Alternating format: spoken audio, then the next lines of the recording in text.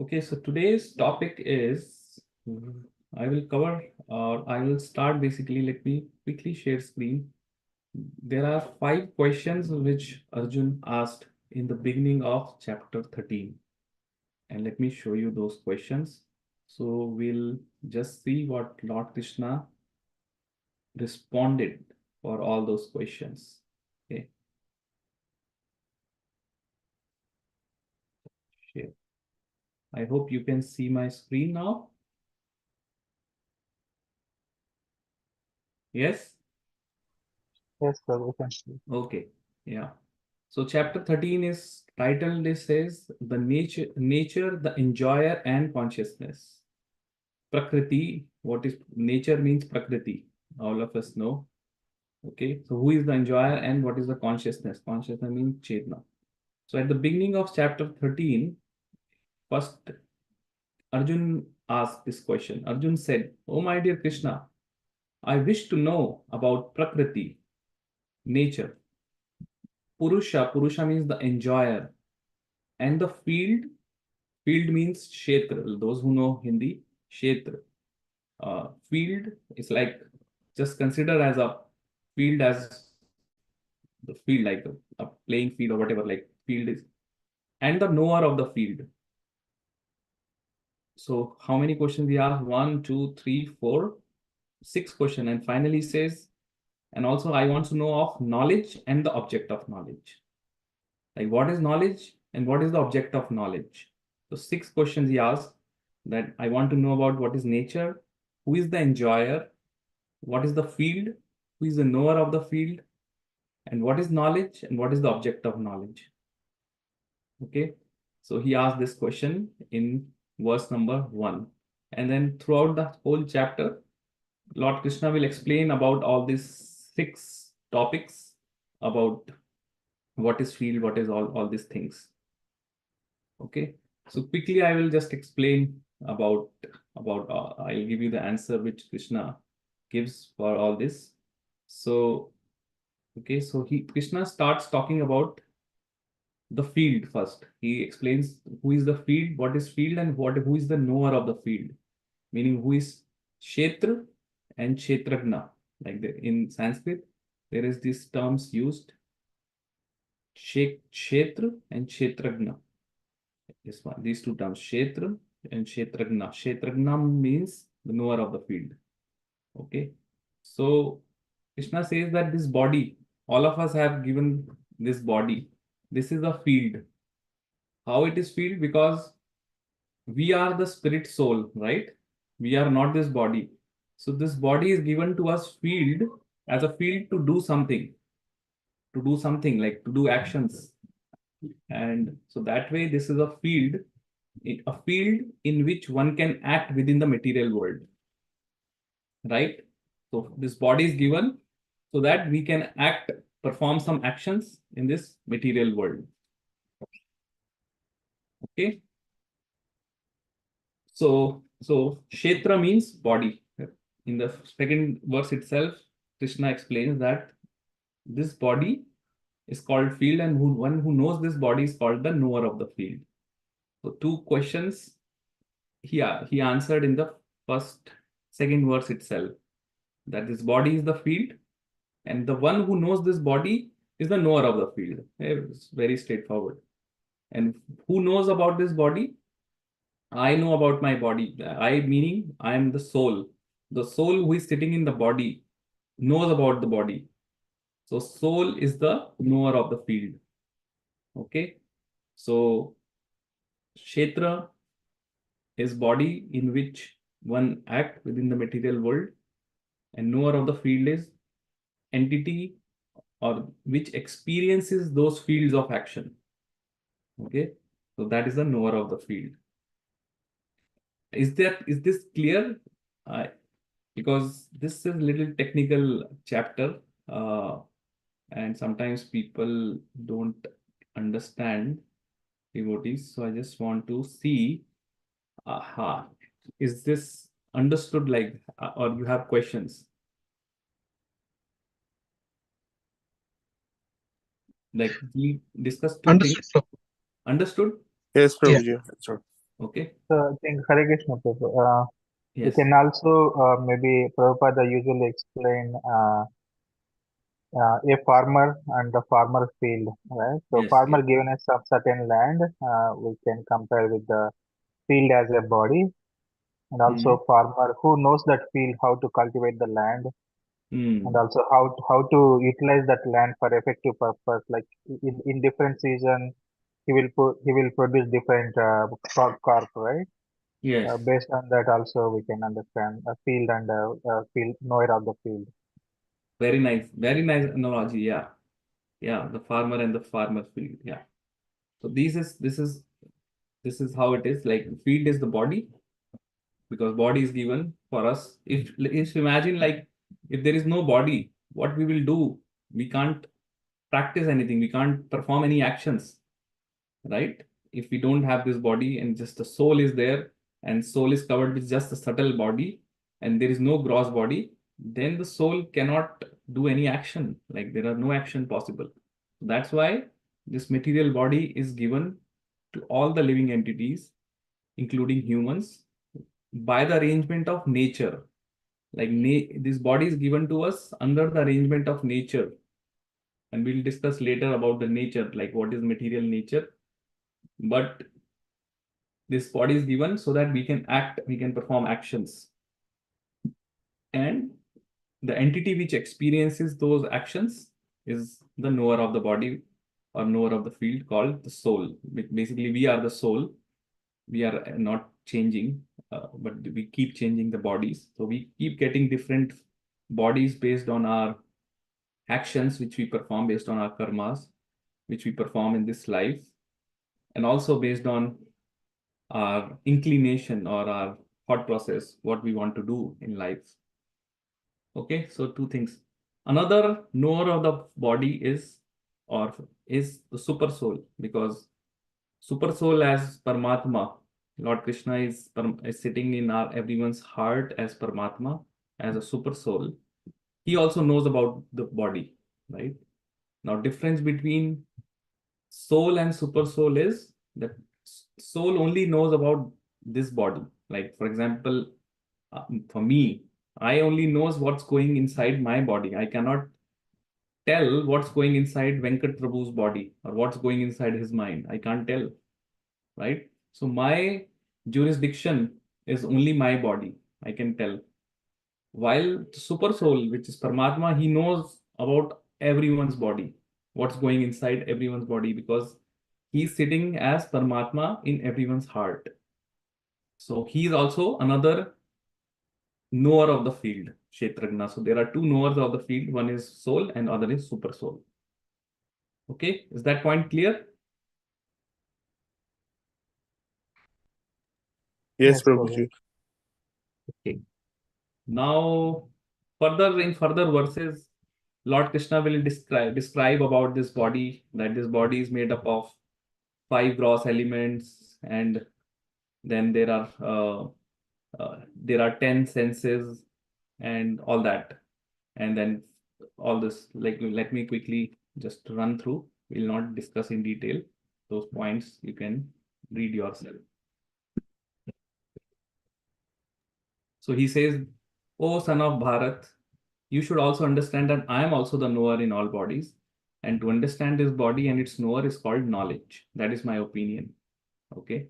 So he says, I, meaning Krishna is saying, I am also the knower. I, being the super soul, also inside all the bodies and know all the bodies.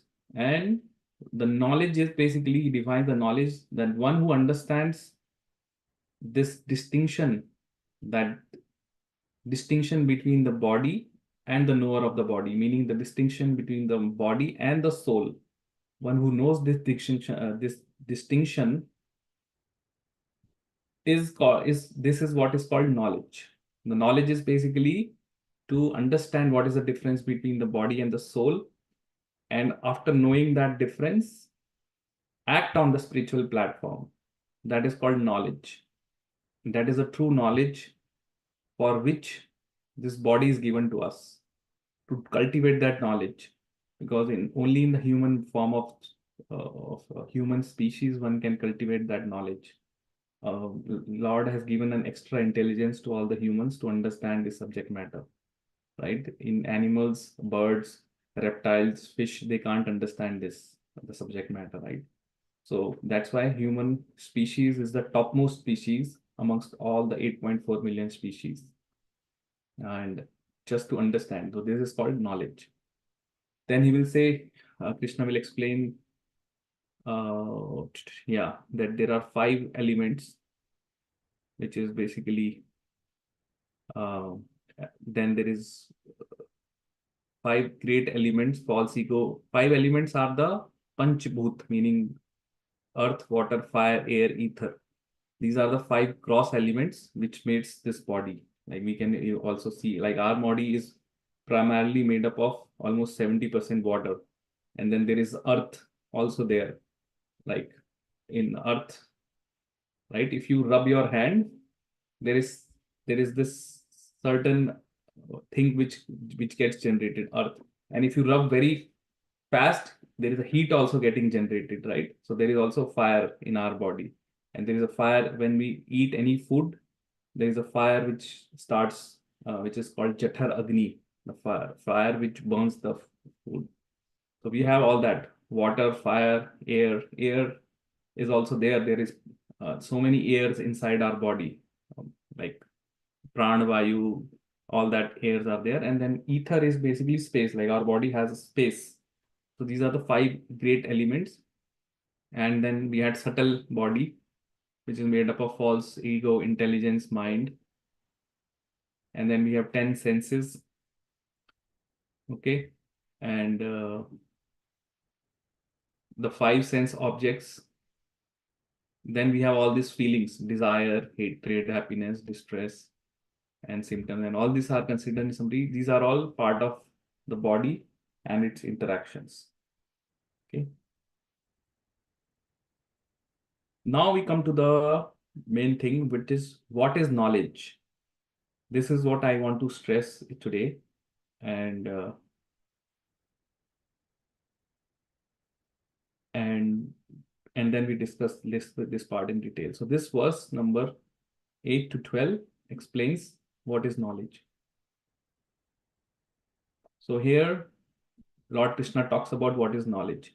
So he says humility, pridelessness, non-violence, tolerance, simplicity, approaching a bona fide spiritual master, cleanliness, steadiness, self-control, renunciation of the objects of sense gratification, absence of false ego, the perception of the evil of birth, death, old age, and disease, detachment, freedom from entanglement with children, wife, home, and the rest, even mindedness amid pleasant and unpleasant events, constant and unalloyed devotion to me, aspiring to live in a solitary place, detachment from the general mass of people, accepting the importance of self realization, and philosophical search for the absolute truth. All these things, he says, Krishna, all these are declared to be knowledge. And besides this, whatever there may be is ignorance. So this is all real knowledge, all these qualities and the things which Krishna mentioned here are the real knowledge, true knowledge. And anything which is beyond this is simply ignorance. Okay. Because by having this knowledge, one can achieve the true purpose of human life, which is to uh, uh, develop the loving relationship with the Supreme, or to revive that loving relationship with the Supreme, right? So that is the true purpose of human life, is to first understand this and then act on it, and then revive our eternal loving relationship with the Supreme, because that is the only condition in which we can eternally be happy. And anything beyond this is ignorance, because that will not help the human entity, the living being, to achieve this purpose.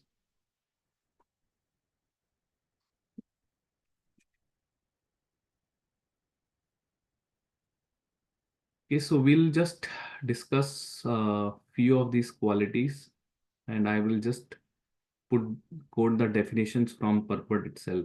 Like few of these qualities are very much required, but the one quality, if we can have, which is important, like there are, I think, in this 20 qualities I think are mentioned, but constant and unalloyed devotion to me, which is basically the devotional service, this stands out, because if one can have this quality of constant and unalloyed devotion to Supreme, then all other 19 qualities automatically develops. But if you try to develop all those 19 qualities but do not have this one quality, then everything is kind of waste, right? So it's mentioned that devotees automatically develop all the qualities of like this humility, pridelessness, non-violence, tolerance, or everything gets developed because the human acquires these qualities are already present in 100% in Supreme Lord Krishna.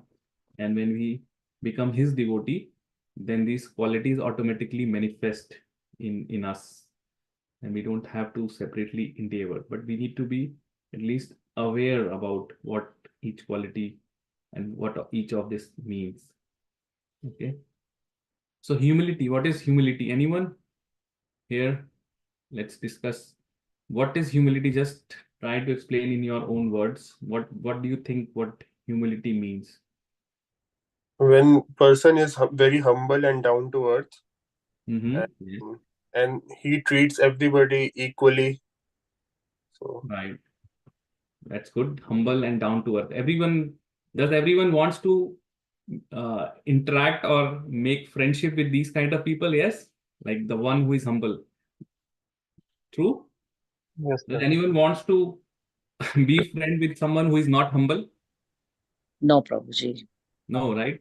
So this is the quality which is the number one quality which is required in everyone, and it is also the quality which the leaders should have. Leaders in every aspect. If you attend any of the leadership workshops, management workshops, this quality, humility, is key quality which people automatically gets attracted to someone who has a lot of humility, right?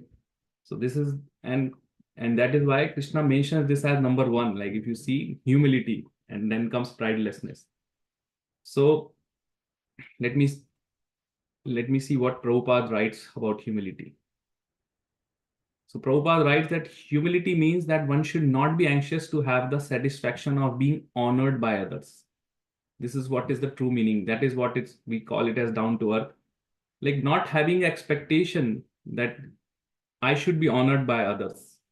No name, fame. Like I don't want that. Okay. The material, and this goes against the material conception of life, because in material conception of life makes us very eager to receive honors from others. But from the viewpoint of man in perfect knowledge, who knows that he is not this body, anything honor or dishonor pertaining to this body is useless, right? So why it's useless? Because this honor or dishonor which is given to us in the society is because of my bodily, like bodily at the bodily level. Like I am such and such person and placed in the society. This is my bodily level designation. Like I am like the president of this society, or I'm even the prime minister of this society, the whole country. This is at the bodily level. When I leave this body, I mean, I will not have that designation. So that's why any honor or dishonor which is at the level of body is useless. We don't need that. And that is the real humility, not being, one should not be anxious to have this respect for being given to us by others, being honored by others. So Prabhupada writes, one should not be hankering after this material deception. People are very anxious to be famous for their religion. Consequently, sometimes it is found that without understanding the principles of religion, one enters into some group which is not actually following religious principle and then wants to advertise himself as a religious mentor. Okay.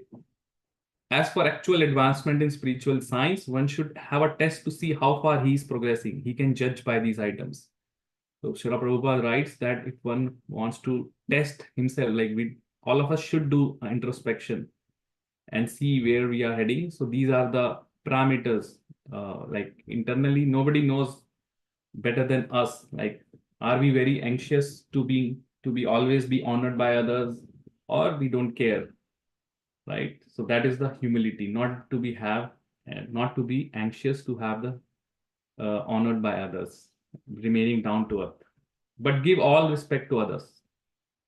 Even Chaitanya Mahaprabhu says, one who can practice this, he can practice Kirtanya Sadahari, like he can be always chanting the names of the Lord, right? Trinadapi Sunichina Taror Eva Sahishnuna Amanina Manadena Kirtanya Sadahari.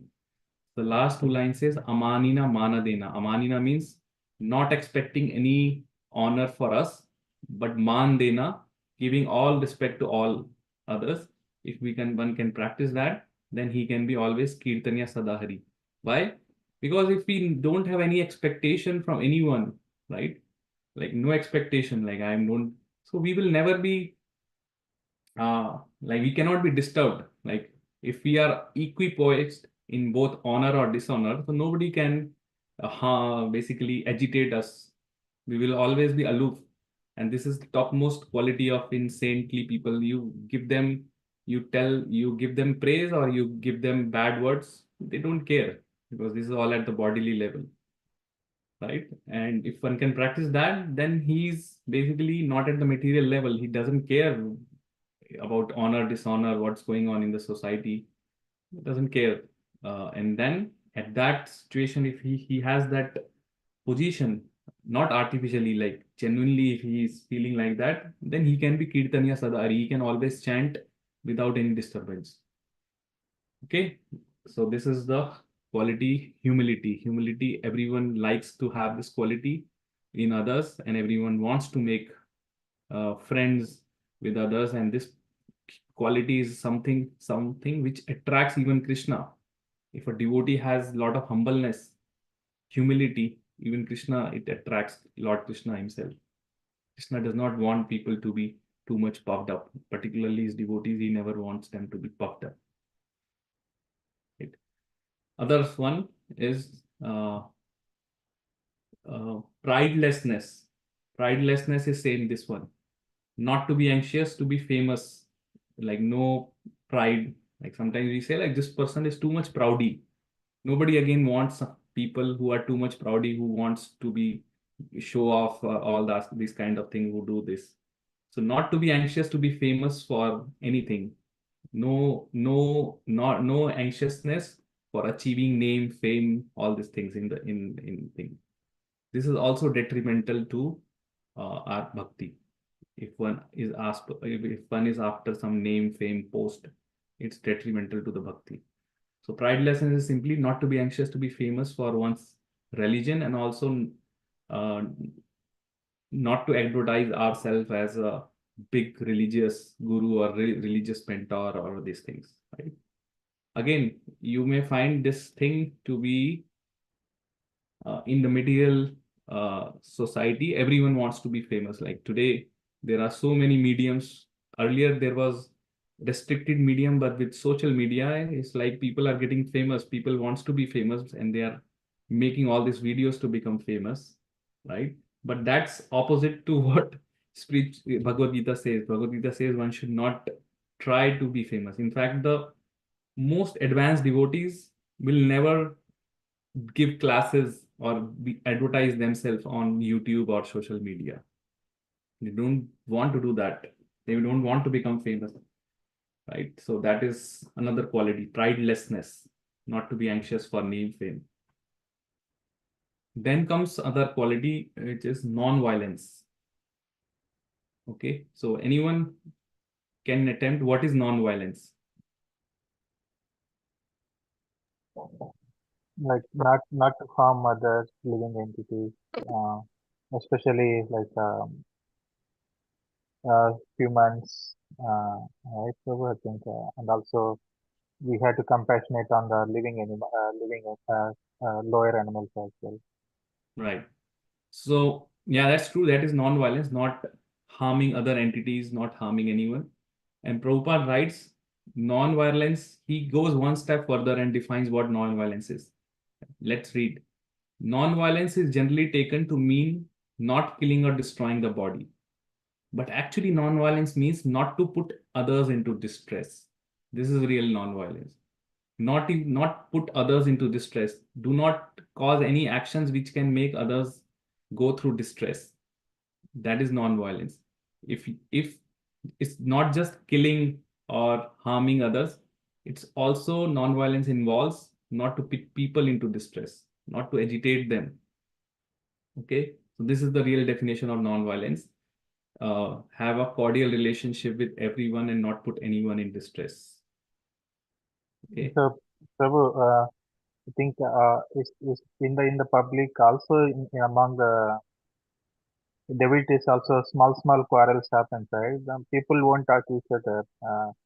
Where, That Prabhu? means Where? we are like in general in public, in families, or Mhm. in even between the devotees, right? Even though we come to temple, we follow some principles at least, right? Yes. Uh, we scold each other also sometimes, right? Yes. Uh, and devotees between the quarrels happens between devotees Yes. by words or by physical whatever, right? So that is This what all so they comes are not under, practicing. So yeah. the reason why that happens is because of the lack of tolerance. That is the next quality we'll discuss. Lack of tolerance leads to the behavior which causes distress to others. So That if also you can, comes in non-violence too, I think. Yeah. yeah, it comes under violence. Like if you are putting others into distress by your actions, by your speech, by anything, that becomes violence. That's what Prabhupada writes, that non-violence is not to put others into distress, Yeah. right? So if there is a, first of all, there is no point to argue. Like one thing which I find lacking meaning not there even amongst practicing devotees, and this is because of our false ego, is we are very much hesitant to say sorry. A sorry and thank you are very easy words. Like let's say you have a what do you call? You have a difference of opinion with any person or devotee, and you think, and that devotee thinks that he's always right, and I am thinking I am always right, and then both of them are arguing for no reason. Maybe both the devotees' intention is true, like they both of them wants to uh, progress in bhakti or wants to do something, but their ways of doing it may be different, right? And then in the course of that, the sometimes arguments go higher, and then people are shouting at each other or taking names and whatnot. So in those situations, one should just put ourselves lower and try to listen what other person is saying, and let's try to get a common ground. And sometimes if even if we are not at fault, just to elevate, just to get out of the situation, just say sorry and move on.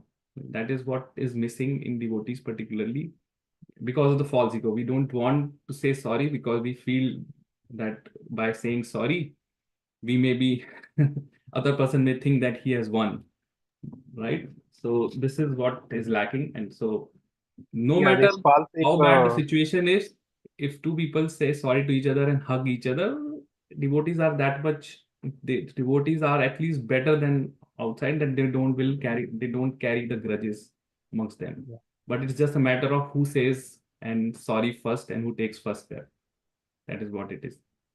Okay. And then false ego dominates, like not to False say ego, sorry. yeah. False ego is the one which makes someone think that I am right. I'm And right. because Yeah. of that, he wants to say. Now he may not be right, but there is a false ego. That is why it is called false ego, because it makes you think that you are always right, or you are the right, or your opinion is the opinion which should be taken into account. So like that. So at that moment, one should check and do a reality check, and maybe consult a neutral person whom you think is whom you regard and whom you think is intelligent, and then ask for his opinion in that matter. If let's say there is a conflict between two people and you're not able to resolve, take the help of third person, but don't get into too much of verbal argument, because that way you are basically uh, putting others into distress, and your relationship will not remain same, even if you if you are, let's say, it becomes say sorry. So first of all, don't get into that situation where you have to uh, uh, feel like uh, quarreling with others, right? That is what it is. Practicing Prabhu, non-violence is good. Yes, Prabhu Siddharthi, you have something to say? yeah, Prabhu. So that's amongst devotees, right, Prabhu? What about in a professional environment where you're in a day-to-day, you're dealing with almost hundreds and sometimes Yeah. different opinions, views, Yeah. goals. In a professional setup, Prabhu, I also work professionally. Definitely there is a hierarchy, and then we cannot satisfy everyone. Like if everyone has different views, so but the leadership, that's why leadership does the survey and takes and try to gauge the majority opinion, like what everyone wants, and that's what I think leadership should take into account while making decisions. But ultimately, the decision lies with the leadership in a professional setup, right? People who are running, because they are empowered to make those decisions. But at the end of the day, if some decisions impacts everyone in the company, then it's always better to take people into confidence and take their opinion also. And like out of 100 people, if 75% people feels one way and 25% feel other way, Yeah. Yes. right? Then for the 25%, the leadership should sit with them and make them feel like, yeah, this is what 75% people saying, and these are the reasons for making that, and try to also make them convinced about the way leadership thinks. That is how it is. Okay. Yeah. Okay. Prabhuji, I have one question. Yes. Oh, sorry. So, Prabhuji, one is the physical aspect of the Non-violence. non-violence, which we should Yeah. not do. Second thing is like someone, as you said, that someone puts you right away in a distress. Like, so sometimes people, they do certain things without even uh, knowing you. And even if they know you, they want to just play with your mind to put you down for their own benefits. Right, Prabhuji? Yes. Like they put you in distress, and they want to put you in distress in such a way that they're only looking for their benefits. Yes. So in that situation, how would you solve the problem for your own mental Yeah. So understanding? disengage with those people. Keep distance from these people. Disengage. Don't engage with those people unnecessarily.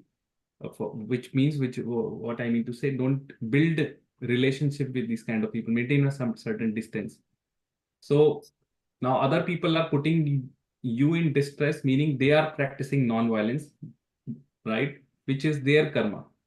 They will have to suffer that karma. But the point here is we should not try to create negative karma for ourselves by retaliating, right? Because then we also becomes party to that karma and becomes a cycle. Okay, so in that case, best way would be to disengage with those people.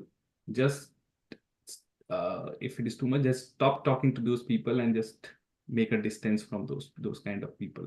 Can Thank I you add so much, something Prabhuji. here? Thank you. Yeah, that is the Can best. I add something here? Yes, Aparna ji. Like sometimes people may feel as distressed, but we should not take their words into consideration. That's I am thinking, like we should not take their words into consideration. Though they say something bad about us, we should Yes, not yes. be Yeah, that that's much what it into means. consideration. Like if for no reason someone is trying to put us down or anywhere, like don't disengage with them, and then just don't give importance to them in our life, and then they automatically go away. So, Automatically Prabhuji, stops. like first you engage, then you connect, and after developing the relationships, then also people, they behave in certain way, just the way I explained you. Still, we should disengage with them, right, Yeah. Prabhuji? Because That's why, that's how. yes. That's why, like Chaitanya Mahaprabhu says, like,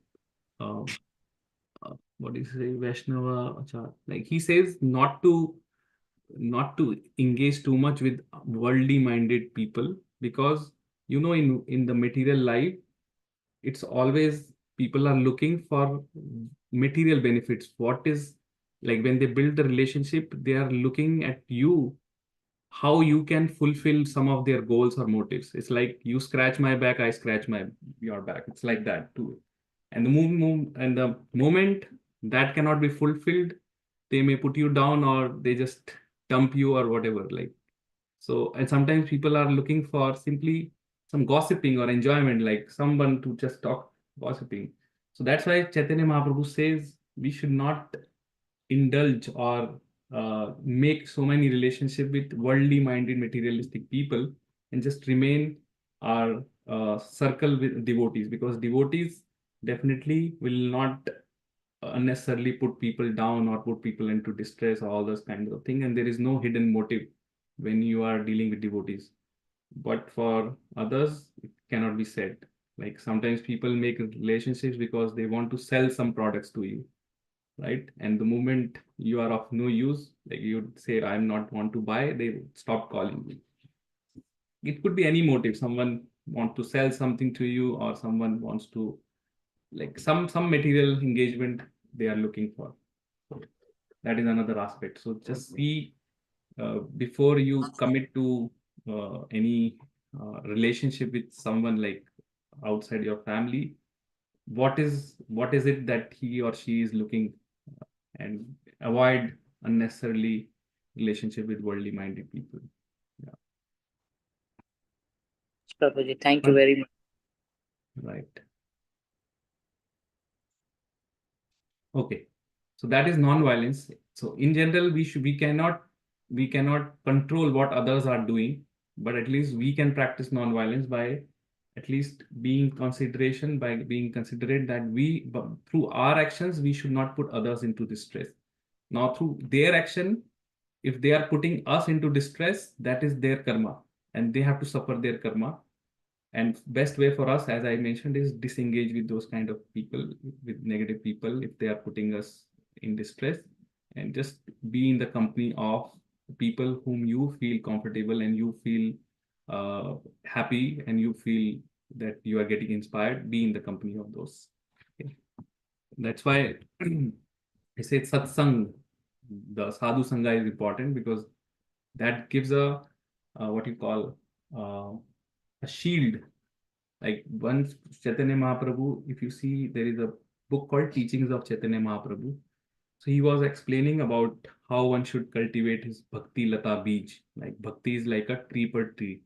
So he say when those of you who has done gardening, you put a plant in your backyard, summer is coming, and then you water that plant and you make sure that plant is not destroyed by the animals like rabbits, or so you kind of create a fence around it or put it in your enclosure. You just don't plant in open, because then anyone can destroy that plant and it's not strong enough. Same is our case, like our bhakti is like that creeper tree. So we have to water that creeper tree of bhakti by associating with devotees, by doing Hare Krishna mantra. That is the watering process. But at the same time, we have to create a fence around us, and that fence is basically by being in association of devotees. So those devotees acts as our fence, and automatically you will see when one comes to the path of bhakti, the worldly minded people who may be associating with that person automatically goes out of their life, because there is no tuning. Their interests don't then match with with the person who is practicing devotional service, and that person who is practicing devotional service internally doesn't feel like now dealing with those persons like who are just worldly minded people. So automatically they just go out from the life, and Krishna will send the devotees in that person's life. This is how Krishna favors or gives his kripa or mercy to someone, that biggest mercy. Okay. So that's non-violence. Third is tolerance. This is again a very good quality to have, but sometimes difficult to cultivate. But believe me, if one can have tolerance, no one can agitate that person. Like that person cannot be put down by anyone. So Prabhupada writes tolerance meaning tolerance means that one should be practiced to bear insult and dishonor from others. It may sound difficult how one can practice to bear insult and dishonor, but this is what tolerance means. That if so, and I will explain why Prabhupada writes there and how it works. But let me read first. Tolerance means that one should be practiced to bear insult and dishonor from others. If one is engaged in the advancement of spiritual knowledge, there will be so many insults and much dishonor from others. This is expected because material nature is so constituted. Even a boy like Prahlad, who only 5 years old, was engaged in the cultivation of spiritual knowledge, was endangered when his father became antagonistic to his devotion. The father tried to kill him in so many ways, but Prahlad tolerated him. So there may be many impediments to making advancement in spiritual knowledge, but we should be tolerant and continue our progress with determination. So now let me explain. So tolerance basically means, and this is coming back to your question, Prabhu Venkat Prabhu, why there is a quarrel? Because there is a lack of tolerance. The moment you see that other person is trying to get into argument, tolerant means just say sorry and get out of that argument. Just say, sorry, Prabhu, I am sorry if you feel offended. My actions was not supposed to be like that. I'm feeling sorry. Immediately you will see that person will become silent. He will feel some, and I have tried that even with outside people, not with devotees, outside people also. I'll give you example. Once this is in New Delhi, and I was driving my car, and then there is this fellow who was on the bike, and he has his headphone on his in his ears. Now, because of those headphones, you see there is so much traffic and no lanes and roads. So he comes very close to my car, and my car was passing, and I did honk, because in India there is a culture that you honk when you're overtaking. So, but he didn't listen because he has his headphone.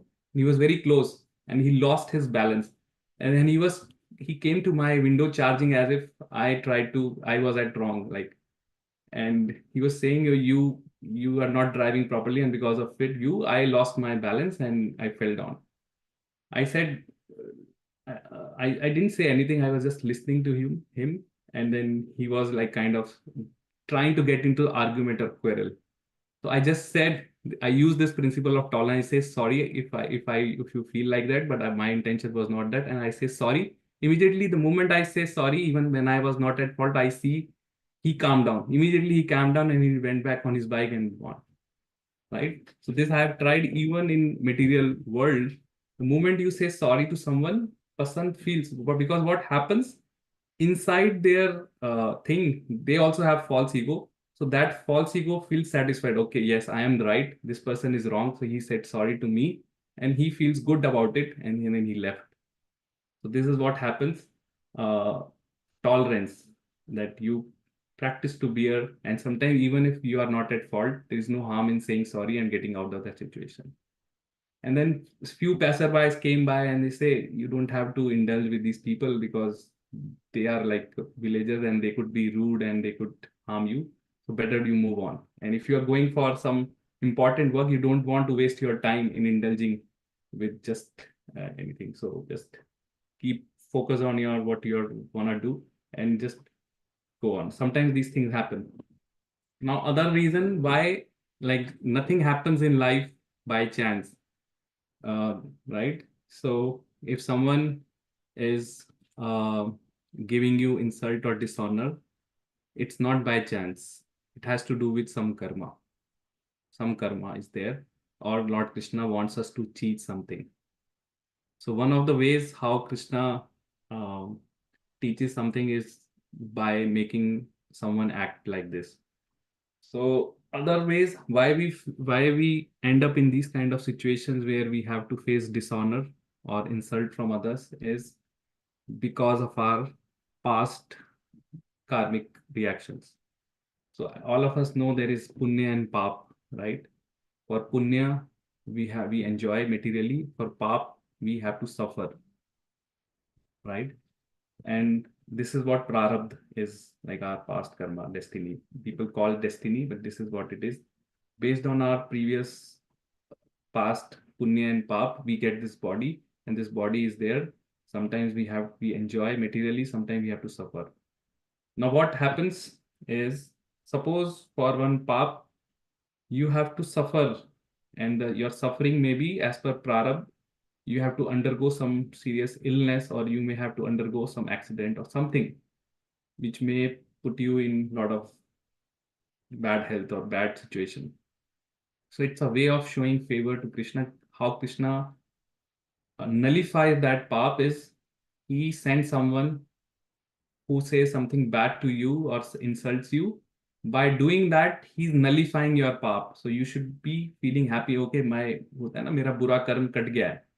So we should be happy for that person who is saying something bad or putting us down in front of others, because by doing that, he's destroying our pap.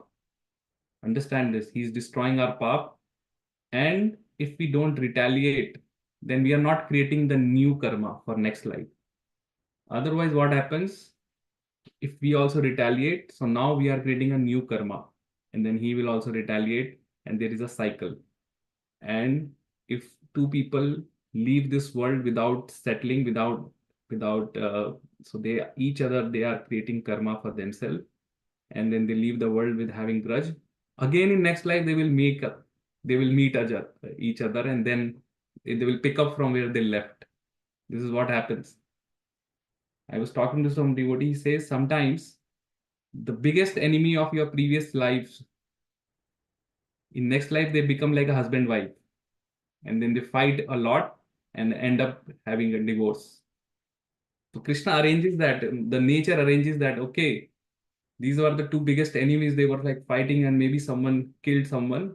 Next life, the person who was at loss in the previous will be given an upper hand, and he will be given a chance to put him down, right? So this is what happens. This is the cycle of karma, which is very difficult to understand.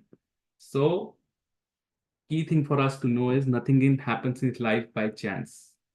If someone is putting us down or giving dishonor, dishonoring us or insulting us, there is a reason behind that. So we don't have to having a grudge against that person. We have to find the reason. What was the reason why he acted like that, right?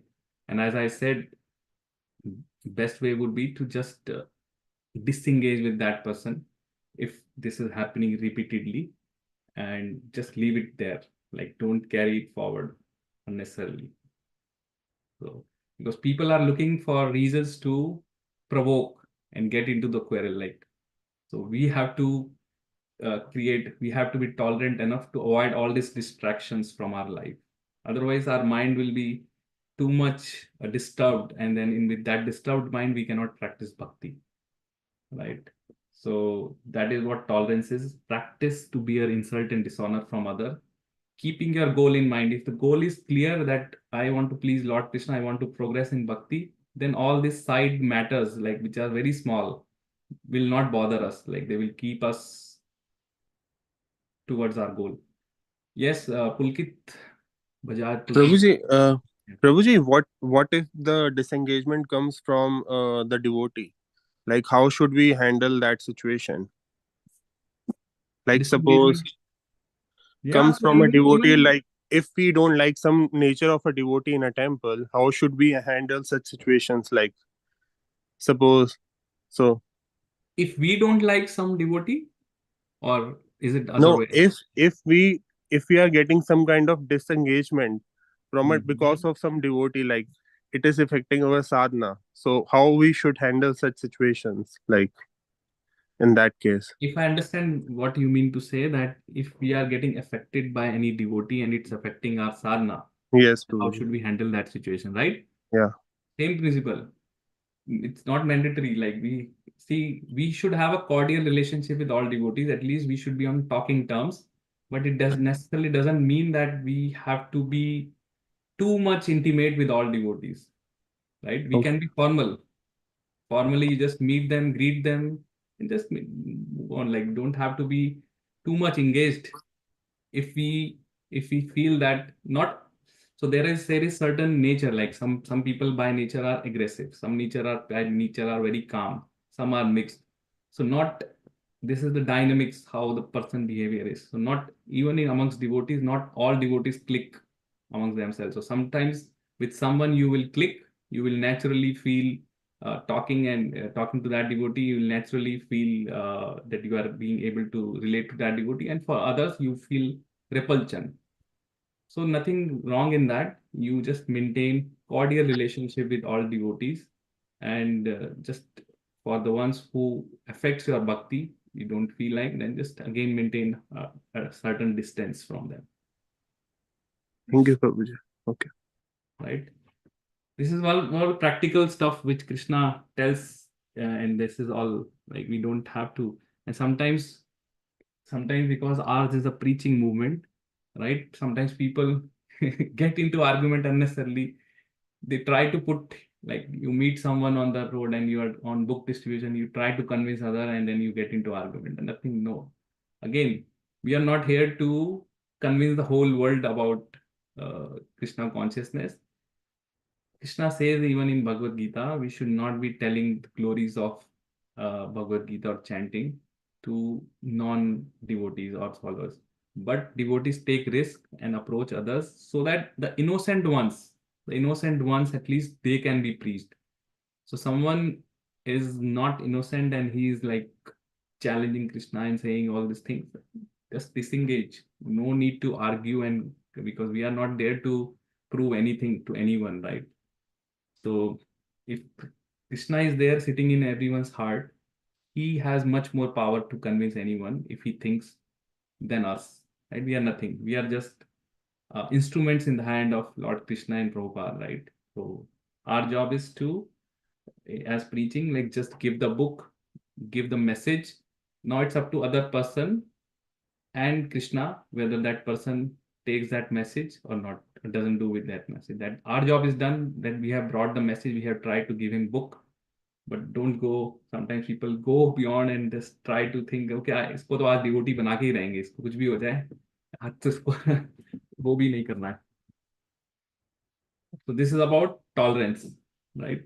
So tolerance, like, अगर हमने ये, if we are able to practice these two things, tolerance and non-violence, right, and humility in our life, naturally you will feel all our problems, the problems with the relationship, like amongst people, will be automatically solved. We will not be in conflict with anyone, right? Because if we are humble, everyone wants to basically engage with us or liking with us, and they will not feel threatened or anything. They will not. And if we are tolerant, then it will not impact us any way, like honor, dishonor, nothing will impact us. And I don't know if I tell you before, but there are 6 things which are fixed materially. And one of those 6 things is honor and dishonor. So birth, death is fixed. Then sukh, dukh is fixed. How much happiness, this is all material. Material sukh and material dukh. Material happiness and material distress is fixed. Because our body is made of like that. Sometimes we have to enjoy materially, sometimes we have to suffer. So that is fixed. And then honor, dishonor is also fixed. How much honor we'll get in society, whether our kids will honor us, whether not, who will dishonor us, who will curse us. All this is kind of fixed based on our previous karma. For punya, we get all the happiness. For pap, we get all the distress, all the dishonor. Okay. And our lifespan is also fixed to the extent how many breaths we will take, how many, kitni saans lenge pure lifespan mein, this is fixed. So we have to make best use of our time which was given to us, because time is of essence here. Like a minute wasted, we cannot get it back, that minute, even if we are ready to spend millions of dollars. So sometimes what happens when people become old and about to leave the world, then they go back and reflect and they say like, pura life मैंने waste कर दिया. Like my wife wasted because I just wasted my life in earning, and I did not make any good relationship with anyone, and he's alone, and neither he did anything spiritually. And now there is no more time left. The time is up, and then person repents, right? Because the human life is completely wasted. This is rarest of the rarest human form which is given to us after evolving in 8.4 million species. And that's why most of the people are scared at the time of death, because first they are scared because they haven't done anything fruitful in terms of spirituality, and then they don't know where they are going. So there is always a scaredness, like डर लगता है कि अभी छोड़ना पड़ेगा. While devotee is always ready, or devotee, if he is serious enough, he is always ready. वो बोलेगा कि everything is in the hands of Krishna. If he wants to keep me alive, he will keep me alive. If he doesn't want, then anyway I'm going. And then he's sure that he's either going to the spiritual world, or if his bhakti is done. If not, then he will be getting the good birth in a family of saintly Vaishnava people. So there is nothing to worry about, right? And then there is a surety that he is not going to face Yamaraj and Yamdut. So what is there to worry about? So that is how the difference between devotee and people who are not practicing. Okay, we have 10 minutes and I'll cover one last quality in this, which is the simplicity. Next part comes. Krishna puts all these qualities in proper sequence: humility, pridelessness, non-violence, tolerance, and then comes simplicity. Simplicity is another quality one should have. Like, one should be, Prabhupada writes that simplicity means that without diplomacy, one should be straightforward, that he can disclose the real truth even to an enemy. Okay, so what simplicity means? Being simple. Like, simple means have a simple life. Like, there is a saying, simple living, high thinking. We don't have to make our life complicated by too many material endeavors, right? Just as I mentioned, sukh dukh is fixed. The amount, everyone comes here with their quota of material happiness. So whatever is there in your quota based on your prarabdha, automatically you will get it. You don't have to worry. In Srimad Bhagavatam, Prahlad Maharaj, there is a chapter where Prahlad Maharaj says that nobody wants dukh, nobody wants distress, but it automatically comes. Similarly, without even asking, sukh also comes. We don't have to run behind material pleasures. They will automatically come, whatever is there in one's quota. It's just a matter, you see, like there's a plate of nice prasadam. So it's there. All we have to do is take the prasada and eat. Same is the case. Our quota of sukh is already there, given. All we have to do is just work and get that. That's all. That's all needs to be done. The human life is not meant to run after material things, because this human life is given for a higher purpose. A higher purpose is to do self-realization, to do bhakti. Material things will automatically, Krishna will automatically give whatever is there in the quota. So intelligent person will not make life complicated, and he will see how I can make my life simple, so that with simple life I have time to practice bhakti, and at the same time my mind is not cluttered with too many material engagements. Because अगर mind में बहुत कुछ चल रहा है कि यहाँ पे मैंने प्रॉपर्टी खरीदना है, ये प्रॉपर्टी को रेंट पे चढ़ाना है, यहाँ पे इस टेनेंट को करना है, या ये कार लेना है, या ये जो भी करना है, इतना सब कुछ एंगेजमेंट है, तो फिर वो कृष्णा कॉन्शियस थॉट्स नहीं आएंगे. Our mind will be always going around too many things, right? So one's life should be straightforward, very simple, and without like, one should not be having what you call duplicity. Simplicity also means not having a duplicity. One should be ready to disclose truth, but the truth should be spoken in a palatable way. That is another aspect. Like, we should always saying truth, but we should know how to speak truth, the art of speaking in a palatable way, so that it does not agitate others, right? That comes in chapter 18 also. The truth should be spoken in a palatable way, and that is the austerity of speech, and so that other person does not become agitated. Okay, so simplicity is also a key, because once, if our life is simple, then we can easily practice bhakti. But if we make our life unnecessarily too much complicated by so many material engagements, then it becomes difficult.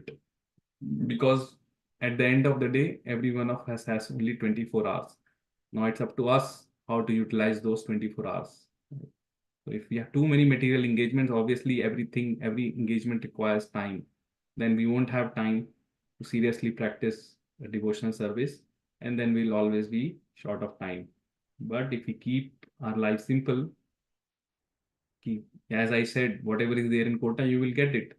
So just have belief and then move on. Like in this part of the world, luckily, everyone has, nobody is dying of hunger or nobody is dying of poverty, right? Everyone, Krishna has given enough resources for everyone to easily maintain their life to a decent standard.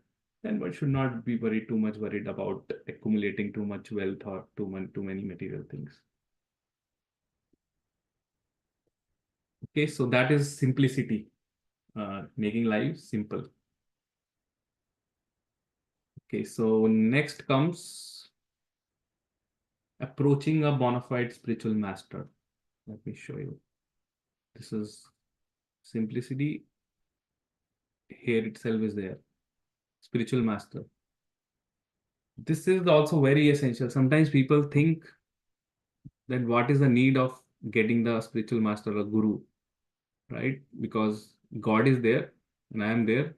So I can directly approach the God. So what is there for me to accept? But no, that is not the right way.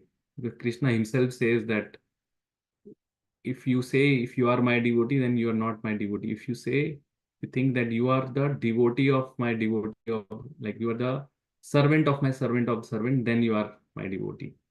So one has to get into that mood of service, servant, by accepting someone as spiritual master. And again, the way to approach spiritual master is one Prabhupada, right? One should approach a spiritual master with all humility and offering all services, so that he will be pleased to bestow his blessings upon the disciple. Okay. So the position of spiritual master is that he's not like an ordinary person like us. He is a bona fide representative of Krishna, because Krishna is present everywhere, but how will we surrender Krishna? Because we can't see Krishna, right? So we surrender through the medium of spiritual master. Surrender to the instructions. That is what it means, surrendering to the instructions. Whatever he says, we take that and follow that. Then we are considered as being surrendered to Krishna, because spiritual master, it says, is a representative of Krishna. And just to give you an example, like there is a president of every country, but that president cannot be physically present outside the country, right? Then there is a representative, official representative of that president. Let's say in India we had president. Now in Canada there is a representative, which is the High Commission. So the High Commissioner of India in Canada will be given same respect as what would be given to president, but he is different than president. But the moment, let's say, now the president of India is traveling to Canada and the High Commissioner is also present, now the president will be given all the respect and more respect than that High Commissioner, because both of them are now physically present. So same is the situation. The spiritual master is a representative of Krishna in this material world, and he's given the same respect, same worship as one would be giving to Krishna. And through his medium, he's basically a medium. Medium means he's a transparent medium, that he brings the mercy from Krishna and give it to the disciple, and he takes the service which the disciple performs and takes it to the Krishna. So he's a medium between Lord Krishna and the disciple. So if there is no medium, then how one can approach Krishna? Because we are so fallen, we can't directly approach Krishna. That is not our position. So everyone needs a spiritual master on this path of devotional service. Without that, the complete success is not possible. Okay, because spiritual master is the personification of Kripa, the Lord's mercy. He's a personification of that mercy which he is bringing from Lord Krishna, and he gives it and bestows it upon disciple. And when the disciple performs any service, anything, he again becomes a medium. He takes that service and offers it to the Krishna, Lord Krishna. There is any service which we perform, it goes through Guru Parampara. Like we offer to our Guru, Guru offers to his Guru, he offers to his Guru, his Guru, his Guru, all the way it goes. Then the service is offered to Srimati Radharani, who takes the service, and then finally she offers it to Krishna. That is how it is. So it's written, because the bona fide spiritual master is representative of Krishna, if he bestows any blessings upon his disciple, that will make the disciple immediately advanced without the disciples following the regulative principles. Or the regulative principle will be easier for one who has served the spiritual master without reservation. So this is the importance of accepting a bona fide spiritual master that one should be ready to take. So we stop here, and the rest we can discuss in the next class. And I was planning to even discuss some pastimes from Vrindavan, but I think we'll do it next time. I think. Any questions? Anything? Is it clear? Whatever we discussed today? Yes, Prabhu, it's very clear. So I hope all of you will practice all these objects of knowledge, right? Humility, pridelessness, non-violence, tolerance, simplicity. At least this is what we have to practice. And try to just practice in your life and see how your life will be. You will not have any problems in your life with people, at least. Nobody, you will not have any conflict, no quarrel, nothing. Everyone will be, you will become a likable by everyone. Like everyone will like to talk to you, to make friends with you, to have relationship with you, everything. All good things will come by practicing devotional service. Okay. Okay, then. Thank you so much again, and then we'll see again on next Sunday, then same time, and then cover the rest of the items in this verse, and then maybe that day we cover the pastimes from Vraj. Like I want to cover one important place, Ter Kadam. So next class we'll do that. Thank you, Prabhuji. Very enlightening. Thank you, Prabhuji. Thank you. Thank you, Prabhuji. Hare Krishna. Thank you, Prabhuji. Hare Krishna. Thank you. Hare Krishna. Thank you so much, Prabhuji. Hare Krishna.